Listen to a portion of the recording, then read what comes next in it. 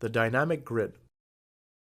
In React, the various assets and video inputs are shared in a common collaborative canvas called a scene. Adding video inputs or assets to a scene is very simple. You just need to drag and drop them over the scene. When an item is dragged and dropped into a scene, it can behave as either a background or as an asset. A background acts as a surface over which video inputs and/or assets can be added. A background occupies a fixed area of the window and has different features than an asset. To insert an item into a scene, just left-click on the desired item and drag and drop it directly over the scene. The first video input or asset to be dragged and dropped into a scene window will always appear as a background by default and will fill up the entire space of the scene. For any subsequent items that are dragged and dropped into a scene, you will have the choice of inserting them as either an additional background or as an asset. This is made possible by our dynamic grid. The dynamic grid, how does it work?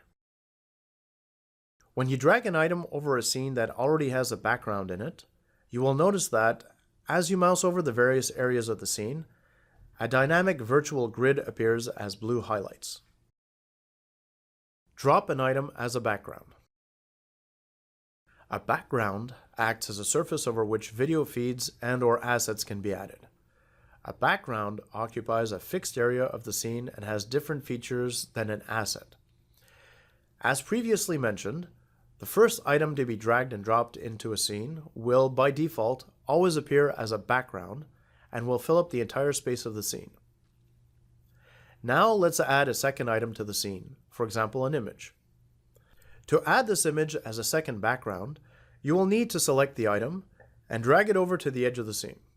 When doing a mouse over at the outer edge of the grid, the dynamic grid highlights will appear, giving you the choice to drop the item anywhere around the background that is already in place. Above it, below it, left of it, or right of it. If you would like to position the image as a second background just to the right of the previous one, you will need to drag the image over the highlight at the right of the grid and drop the image there. The image will appear as a second background to the right of the previous one. If instead you would like to have the second background below the one already there, you just need to drag the image over the highlight at the bottom of the grid and drop the image there. The dynamic grid was created to allow users to customize the background layout. When more than one background is present in a window, the user may want to add an additional background that will take only a portion of the screen under, over, to the right, or to the left of previously added backgrounds. The dynamic grid allows the user to create a large number of custom background layouts. The grid adapts dynamically to the position of the background already present in the window. For example, if we drag an image over a scene that already has two side-by-side backgrounds, the dynamic grid will appear and show the virtual subdivisions or slots available. If you wish to place the image below both existing backgrounds, drag the image over to the bottom highlight of the grid and drop it. If you would prefer to drop the image under only the right-hand background, drag the image over the grid highlight located just underneath the background on the right and drop it. If you would then like to add a video under the background on the left, select the video and drag it over to the grid highlight located just underneath the background on the left and drop it.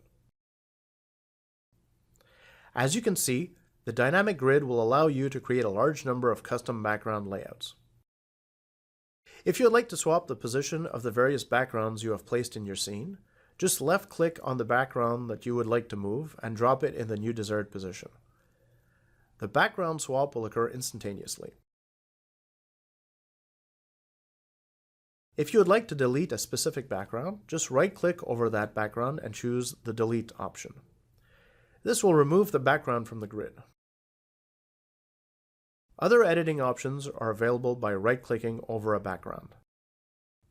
You can show, hide, and rename a background, zoom in on it. You can crop a background by selecting the exact area and size of the area to be cropped and then clicking on Apply. You can reset the background to its default size and appearance by clicking Reset. And finally, you can delete a background from the grid by clicking Delete. Drop an item as an asset. Any item that you drag and drop into a scene over the blue highlights at the center of the scene will be added as an asset. Once dropped, the item will appear over the background at the position where it will have been dropped. In the current example, we are using a picture. When dropped as an asset, the item can be moved freely in the scene window. It can also be resized, rotated, cropped, its opacity can be changed, etc. This is a different set of behaviors than you would get when an item is dropped as a background, which wouldn't allow such flexibility. The key point here is that dropping an item over the blue highlights in the center of the dynamic grid will allow this item to have a very flexible behavior. To select an asset in a scene, just click on it.